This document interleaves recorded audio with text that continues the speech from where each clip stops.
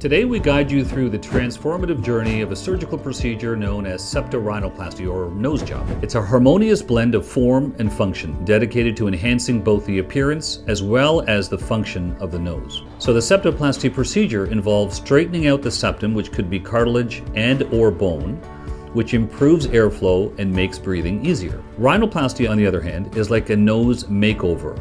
It can reshape the outer appearance of your nose, smoothing bumps, refining the tip, or adjusting the angle of the nose.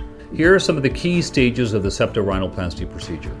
Number 1, the patient is placed under general anesthesia, ensuring comfort and a pain-free experience throughout the surgery. 2, I strategically place incisions, often concealed within the natural contours of the nose, to access and reshape the nasal structures. 3, I sculpt the nasal cartilage and bone, and sometimes even the skin, to achieve the desired aesthetic outcome, while also addressing any functional issues such as a deviated septum.